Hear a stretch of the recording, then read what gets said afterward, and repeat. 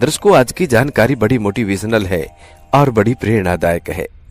दोस्तों, आज जो कहानी हम आपको सुनाने जा रहे हैं, ये कहानी कौवा और कौवे की कहानी है। प्रिय साथियों, इस कहानी के अंत में कौवा ने ऐसी 3 बातें बताई हैं और कहा है कि जो मनुष्य इन 3 बातों पर अमल करता है वो कभी गरीब नहीं रहता, कभी भी गरीबी नहीं भोगता है। यदि इस कहानी को पति पत्नी मिलकर एक साथ सुनते हैं तो उस घर में कभी लड़ाई झगड़े नहीं होते, और यदि पूरा परिवार एक साथ बैठकर इस कहानी को सुनता है तो उस घर में कभी गरीबी नहीं आती है।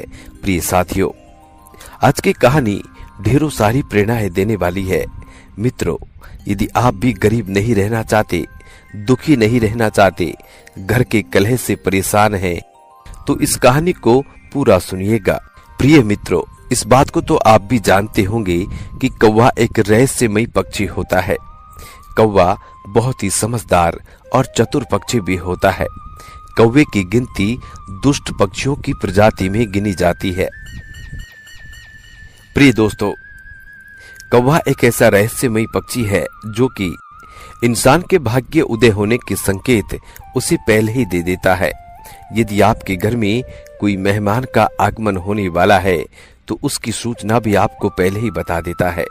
प्रिय साथियों, कौवे को यमराज का ऐसा वरदान प्राप्त है जो कि कौवे को भूत भविष्य और वर्तमान का ज्ञान होता है। प्रिय साथियों, इसी वजह से कौवे को रहस्यमयी पक्षी कहा जाता है।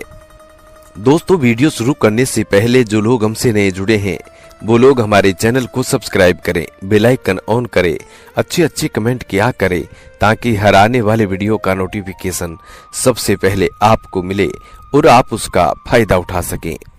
चलिए दोस्तों, शुरू करते हैं आज की ये प्यारी सी पावन पवित्र कहानी, ये प्यारा सा वीडियो।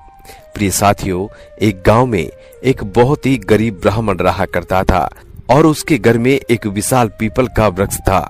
उस वृक्ष पर एक कौवा का जोड़ा रहा करता था।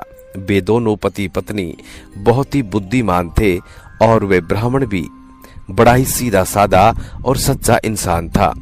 वो बेचारा ब्राह्मण गरीबी का जीवन जी रहा था, ठीक से अपने परिवार का पालन पोषण भी नहीं कर पाता था, लेकिन वो ब्राह्मण उन दोनों कौवा और कौवी का बहुत ख्याल रखता था।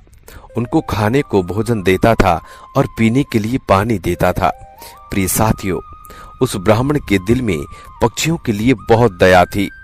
प्रिय दोस्तों, वो कौवा और कौवी भी उस ब्राह्मण के घर पर बहुत खुश रहते थे। कौवा को अपने लिए भोजन लेने के लिए कहीं जाना भी नहीं पड़ता था। प्रिय साथियों, वो गरीब ब्राह्मण कौवा कौवी को भोजन उनके घोंसले में ही रख दिया करता था। फिर एक दिन कौवी कौवा से कहती है कि पियाजी, इस गरीब ब्राह्मण का मन कितना अच्छा है, हमारी कितनी सेवा करता है, परंतु ये आवश्यकता से ज्यादा सीधा साधा है। ये गरीब ब्राह्मण अपने भोलेपन के कारण अपना आत्मविश्वास खो चुका है। ये अपने परिवार का पालन पोषण भी ठीक प्रकार से नहीं कर पाता है। तब कौवा कहता है कि प्रिय, इसके जीवन में बहुत कष्ट है। तब कौवी कहती है कि पियाजी, संसार में ये 6 कष्ट बड़े दुखदायी होते हैं।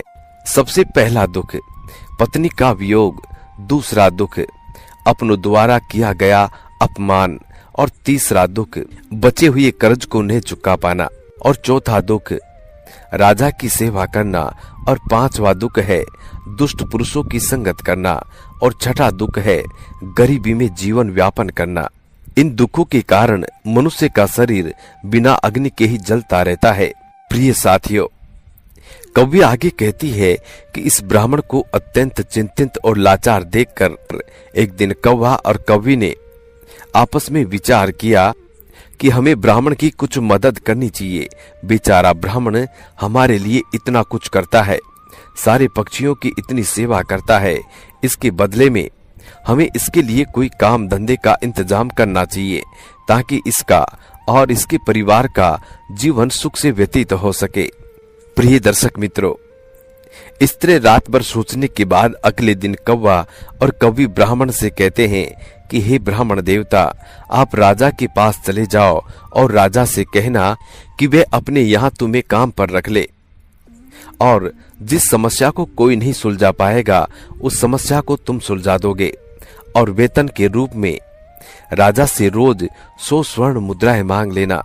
प्रिय दर्शक मित्रों, कौवा और कौवे की इस बात को सुनकर ब्राह्मण कौवा से कहने लगा कि हे पक्षी राज, इतनी मुझ में काबिलियत कहाँ है जो मैं राजा की समस्या का समाधान कर पाऊंगा। खैर, तुम दोनों मुझे कहते हो तो मैं चला जाता हूँ। कौवा और कौवी के कहने से वो गरीब ब्राह्मण राजा के दरबार में पहुंच गया और जैसा जैसा दोनों कौवा और कौवी ने कहा था तो ब्राह्मण ने राजा से वैसा ही कह दिया और हर रोज की वेतन के रूप में 100 स्वर्ण मुद्राएं भी मांग ली। तब राजा कहने लगा कि हे ब्राह्मण, जानते हो 100 स्वर्ण मुद्राएं हमारे यहाँ मंत्री को भी नहीं मिलती है और तुम हमसे 100 स्वर्ण मुद्राएं पाना चाहते हो। ब्राह्मण ने सिर झुकाकर उत्तर दिया कि हाँ महाराज, 100 स्वर्ण मुद्राओं से कम नहीं लूंगा। उधर मंत्री ने ब्राह्मण को देखा कि उसका रंग सांवला है, शरीर बहुत कमजोर है, मैले कुचले फटे पुराने वस्त्र हैं, सिर पर फटी हुई पगड़ी बंधी हुई है। उसका चेहरा बता रहा था कि वे ब्राह्मण बहुत गरीब है। फिर भी मंत्री को न जाने क्या सूझी। उसने राजा से कहा कि महाराज, इसे आप 100 स्वर्ण मुद्राएं वेतन में रख लीजिए। ये ब्राह्मण गरीब तो है, पर जब 100 स्वर्ण मुद्राओं से कम में नहीं मान रहा है तो इसमें कोई न कोई काबिलियत जरूर होगी। तब राजा बोला कि मंत्री जी, यदि मैं इसे 100 स्वर्ण मुद्राओं में रोज पर रख लूंगा तो क्या दूसरों के साथ अन्याय नहीं होगा? हमारे पुराने दरबारी इतने रुपए नहीं पाते हैं। फिर मंत्री ने कहा कि महाराज, ब्राह्मण यदि 100 स्वर्ण मुद्राएं पाने की जिद कर रहा है तो जरूर कोई ना कोई विशेष बात इसमें होगी। प्रिय दर्शक मित्रों, मंत्री और आगे कहता है कि महाराज, इसके चेहरे को देखकर किसी भी निष्कर्ष तक मत पहुंचिए। मंत्री के बार बार आग्रह करने पर राजा ने ब्राह्मण को अपने यहाँ काम पर रख लिया। प्रिय दर्शक मित्रों, फिर शाम को राजा ने उस ब्राह्मण को 100 स्वर्ण मुद्राएं दे दी। 100 स्वर्ण मुद्राएं लेकर वे ब्राह्मण अपने घर को आया और वह स्वर्ण मुद्राएं उसने अपनी पत्नी के हाथ में थमा दी। उसकी पत्नी ने आज पहली बार इतना धन देखा था। उसकी आंखें फटी की फटी रह गई और कहने लगी कि आप इतनी स्वर्ण मुद्राएं कहां से लाए हो? तब ब्राह्मण ने कहा कि देखो प्रिय, डरने की कोई आवश्यकता नहीं है। ये स्वर्ण मुद्राएं कहीं से चुरा कर नहीं लाया हूं। मैं इन दोनों कौवा और कौवी के कहने से आज राजा के दरबार में गया था और राजा से 100 स्वर्ण मुद्राएं वेतन रोज पाने का काम मांग लिया है। फिर मंत्री की सिफारिश पर राजा ने मुझे काम पर भी रख लिया है। लेकिन मैं ये सोचकर हैरान हूं कि राजा ने रख तो लिया है, परंतु कभी कोई ऐसा काम आ गया तो मैं उसे हल कैसे करूंगा? प्रिय दर्शक मित्रों, उस गरीब ब्राह्मण की इतनी बात सुनकर कौवा ने हंसते हुए कहा कि ब्राह्मण देवता, घबराइए मत। देने वाला तो ईश्वर है। जब वह देता है तो छप्पर फाड़ कर देता है। जब उसने दिया है तो समाधान भी वही बताएगा। प्रिय दर्शक मित्रों, आज उस ब्राह्मण को कौवा और कौवी दोनों के फैसले पर बहुत खुशी हो रही थी। अब तो हर रोज ब्राह्मण को राजा के दरबार से 100 स्वर्ण मुद्राएं मिलने लगी। ब्राह्मण वे मुद्राएं लाकर अपनी पत्नी को दे दिया करता। ब्राह्मण की पत्नी ने पहले तो उन मुद्राओं से अपनी रोजमर्रा की जरूरत को पूरा किया और बचे हुए पैसे को ब्राह्मण और ब्राह्मणी ने कौवा और कौवी को दे दिया। प्रिय साथियों, और कौवा और कौवी से कहा कि इन मुद्राओं पर तुम्हारा भी अधिकार है। फिर उन स्वर्ण मुद्राओं को कौवा और कौवी परोपकार के कार्यों में लगाने लगे। वे उन मुद्राओं से गरीबों को खाना खिलाने लगे, जंगल में रहने वाले पशुओं के लिए पानी की व्यवस्था करते और धीरे धीरे उन दोनों पति पत्नी ने ब्राह्मण की सहायता से एक पाठशाला भी खुलवा दी, ताकि गरीबों के बच्चे जो पैसे की कमी के कारण पढ़ नहीं पाते थे वे भी पढ़ सके। अक्सर बहुत से गरीब बच्चों का भविष्य भी गरीबी के कारण सिमट कर रह जाता है। प्रिय साथियों, उनके अंदर की उठने वाली योग्यता को धन न होने के कारण पंख नहीं मिल पाते हैं, इसलिए योग्य होने पर भी वे लोग बस लाचार और बेबस बनकर रह जाते हैं। प्रिय दर्शक मित्रों, कौवा और कौवी के उपाय से उस ब्राह्मण को मिलने वाले पैसों से नगर के हर एक भूखे और बेबस की सहायता की। उधर राजमहल में ब्राह्मण को देखकर दूसरे दरबारी उससे जलने लगे। हमेशा सोचते रहते थे कि मंत्री की मूर्खता के कारण ये ब्राह्मण रोज 100 मुद्राएं ले जाता है, 100 स्वर्ण मुद्राएं ले जाता है, और राजा साहब ने अभी तक इससे कोई 100 स्वर्ण मुद्राएं वाला काम भी नहीं लिया है। प्रिय साथियों, फिर एक दिन ऐसा हुआ कि उस ब्राह्मण की परीक्षा का समय भी आ गया। राजा के दरबार में एक दूसरे देश के राजा का दूत आया और उसने कहा कि महाराज, यदि आप हमारे 2 प्रश्नों का सही उत्तर देंगे तो हमारे महाराज आपको हमारा आधा राज्य दे देंगे, नहीं तो आपको अपना आधा राज्य देना पड़ेगा, और यदि आपने इस प्रस्ताव को ठुकराया तो वे आप पर आक्रमण कर देंगे। प्रिय दर्शकों, उस दूत की बात को सुनकर राजा बड़ा ही चिंता में पड़ गया कि अगर दूसरे राजा की बात नहीं मानी तो व्यर्थ में ही रक्तपात होगा। फिर ये सोचकर राजा ने दूत से कहा कि तुम अपने राजा के दोनों प्रश्न हमें बताओ। इतना कहते ही दूत ने एक पालकी मंगवाई। उस पालकी में 3 मूर्तियां रखी हुई थी। वे तीनों मूर्तियां संगमरमर के पत्थरों से बनी हुई थी। तीनों मूर्तियां देखने में बिल्कुल एक जैसी लग रही थी। तब दूत ने कहा कि महाराज, हमारे महाराज का पहला प्रश्न है कि इन तीनों मूर्तियों में श्रेष्ठ मूर्ति कौन सी है। ये सुनकर राजा और समस्त दरबारी सोच में पड़ गए कि मूर्तियां तो दिखने में एक जैसी ही है, फिर इसमें से श्रेष्ठ सिद्ध कैसे हो सकेगी। राजा सहित राजा के सभी दरबारी उन मूर्तियों में अंतर सिद्ध नहीं कर सके। तभी अचानक मंत्री को याद आया कि हमने 100 स्वर्ण मुद्राएं वेतन वाला एक ब्राह्मण को किस लिए रखा है। उसने तुरंत उस ब्राह्मण को बुलवाया और उसे तीनों मूर्तियों में अंतर ढूंढकर श्रेष्ठ सिद्ध करने के लिए कहा। प्रिय दर्शक मित्रों, बेचारा भोला भाला वो ब्राह्मण मूर्तियों को देखकर आश्चर्य में पड़ गया कि इन तीनों मूर्तियों में अंतर को कैसे पता किया जाए। यदि नहीं पता किया तो राजा नौकरी से निकाल देगा। प्रिय साथियों, अब तो दरबार में जलने वाले लोग भी सोचने लगे कि आज इस ब्राह्मण का खेल खत्म हो जाएगा। प्रिय दोस्तों, काफी देर मूर्ति को गौर से देखने के बाद भी ब्राह्मण को कुछ समझ में नहीं आया, तो ब्राह्मण ने कहा कि महाराज, इन मूर्तियों को एकांत कक्ष में रखवा दीजिए, तब तक मैं घर होकर के आता हूँ और लौटकर मैं इन तीनों मूर्तियों में अंतर को आपको जरूर बता दूंगा। प्रिय साथियों, उस ब्राह्मण की बात को सुनकर कौवा ने कहा कि ब्राह्मण देवता, जब तीनों मूर्तियां दिखने में एक जैसी है तो अंतर उसके अंदर होगा। तुम एक काम करना, एक पतला सा तार उस मूर्ति के कान में डालना। बेतार कहाँ निकलता है, ये बात आकर मुझे बताना, मैं आपको उनका अंतर समझा दूंगा। प्रिय दर्शकों, कौवे की इस बात को सुनकर अब वो ब्राह्मण तुरंत राजमहल में गया और मूर्तियों के पास पहुंचा और एक पतला सा तार उनके कान में डालकर देखने लगा।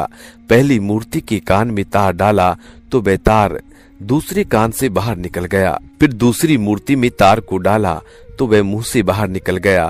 फिर तीसरी मूर्ति के कान में तार को डाला तो वह तार बाहर नहीं निकला।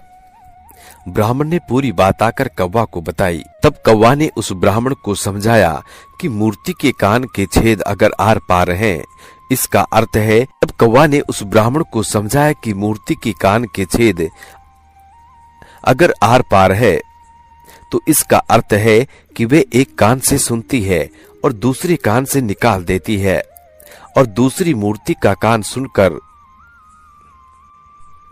और दूसरी मूर्ति कान से सुनकर मुंह से निकाल देती है, और तीसरी मूर्ति कान से सुनकर उस बात को पेट में दबा कर रखती है। यही तीसरी मूर्ति उन तीनों में से श्रेष्ठ है, जो मनुष्य सबकी सुनकर उसे अपने अंदर रखता है, उसे किसी से कहता नहीं है और समय आने पर उसको प्रयोग में लाता है। वही मनुष्य बुद्धिमान माना जाता है। कौवा ने जैसा बताया, ब्राह्मण ने वैसा ही जाकर राजा को बता दिया। प्रिय दर्शक मित्रों, फिर दूसरे देश के राजा को जब राजा ने इस बात को बताई तो वो भी बहुत संतुष्ट हुआ। ब्राह्मण के जवाब से सभी दरबारी बहुत प्रसन्न हुए और ब्राह्मण की जय जयकार करने लगे। तभी उस दूत ने दूसरा प्रश्न रखा कि ऐसा व्यक्ति कौन है जो एक तो मृत से जीवित रहता है और दूसरा जीवित रहने से जीवित रहता है। प्रिय दर्शक मित्रों, वो ब्राह्मण इस दूसरी प्रश्न को सुनकर फिर से भागकर कौवा और कौवी के पास गया। इस बार कौवी ने बताया कि हे ब्राह्मण देवता, इसका उत्तर एक तो आप हैं और एक वैद्य है।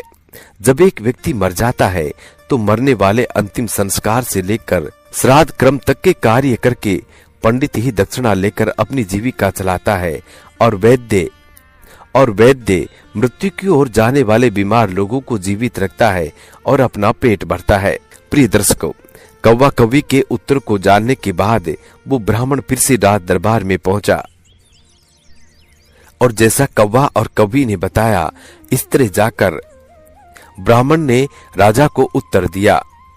प्रिय साथियों, अब दूसरे प्रश्न के उत्तर सुनकर राजा और वो दूसरा राजा दोनों संतुष्ट हुए। दरबार में फिर से ब्राह्मण की जय जयकार होने लगी। प्रिय साथियों, फिर शर्त के अनुसार राजा को आधा राज्य मिल गया दूसरे नगर के ब्राह्मण की और पूरी नगर में ब्राह्मण की इज्जत बढ़ गई। फिर एक दिन राजा ने सोचा कि ब्राह्मण प्रश्न सुनकर अपने घर क्यों जाता है। जरूर कुछ तो कारण था। राजा के पूछने पर ब्राह्मण ने बताया कि उसके घर के बाहर पीपल का एक पेड़ है। उस पेड़ पर एक कौवा और कौवी का जोड़ा रहता है। वे दोनों पति पत्नी बहुत बुद्धिमान हैं। उनके कहने पर ही मैं आपके यहाँ नौकरी करने आया हूँ और उन दोनों ने ही इन प्रश्नों के उत्तर मुझे बताए हैं। प्रिय साथियों, ब्राह्मण की इस बात को सुनकर राजा भी बहुत खुश हुआ। राजा ने उस कौवा और कौवी यानी उन दोनों पति पत्नी को अपने महल में बुलवाया और उनसे पूछा कि हे पक्षियों, तुमने ये ज्ञान कहाँ से प्राप्त किया है। प्रिय दर्शक मित्रों, तब कौवा और कौवी मुस्कुराकर राजा को जवाब दिया। कहने लगे कि महाराज, हमने ये ज्ञान इसी ब्राह्मण से पाया है जिनके घर में हम रहते हैं। ये ब्राह्मण बहुत ही विद्वान है। इन्होंने शास्त्रों का बहुत अध्ययन किया है। जब ये ब्राह्मण शास्त्रों का अध्ययन करता था तो हम पेड़ पर बैठे बैठे सुनते थे। ये इन्हीं की कृपा का फल है। कौवा कौवी राजा से और कहने लगे कि महाराज, ये ब्राह्मण बहुत ही सीधा साधा है। इनमें आत्मविश्वास की कमी है। ये जीवन भर अपने सीधेपन से गरीबी का दुख भोगता रहा है। इस बार इस गरीब ब्राह्मण ने हमारी सलाह मानी और ये सफल हो गए। राजा के प्रिय दर्शकों, कौवा और कौवी की इस बात को सुनकर राजा कहने लगा कि हे पक्षियों, मुझे तुम पर बहुत गर्व है। तुमने एक लाचार ब्राह्मण का मान बढ़ाया है, साथ ही साथ इस राष्ट्र का नाम रोशन किया है। मांगो, तुम क्या मांगना चाहते हो। तब कौवा कहता है कि महाराज, मैं चाहता हूँ कि हमारे नगर में सभी जीव जंतुओं का जीवन सुखमय हो और कोई भी पक्षी या कोई भी जानवर भूख प्यास के कारण न मरे। कौवी कहती है कि महाराज, मैं चाहती हूँ कि हमारे राज्य में बेटों की तरह बेटियों को भी शिक्षा प्राप्त हो। कहते हैं कि जहाँ नारी अज्ञानता के कारण अंधकार में भटकती है, वहां पर कभी भी सुख शांति नहीं आ सकती। नारी अपनी संतान की गुरु होती है। यदि वह शिक्षित होगी तो उनकी संतान भी शिक्षित जरूर होगी। प्रिय दर्शक मित्रों, कौवा और कौवी के कहने पर राजा ने अपने राज्य में नारी शिक्षा और जीव जंतुओं की सेवा को बढ़ावा दिया। कहते हैं कि जिस तरह सुंदर से सुंदर फूल भी बिना सुगंध के व्यर्थ होता है, इसी प्रकार मनुष्य चाहे कितना ही रूपवान हो, यौवन से भरपूर हो, बलवान हो, बड़े कुल में पैदा हुआ हो, स्त्री हो या पुरुष हो, बिना ज्ञान और बिना विद्या के दूसरों के प्रति, जीव जंतुओं के प्रति दया के बिना सब व्यर्थ होता है। उसकी कोई शोभा नहीं होती है। प्रिय साथियों, ये कहानी यह समाप्त होती है। आशा करते हैं कि आज की ये प्रेरणादायक कहानी आप लोगों को बेहद पसंद आई होगी और इस कहानी से आप ढेर सारे लाभ उठाएंगे।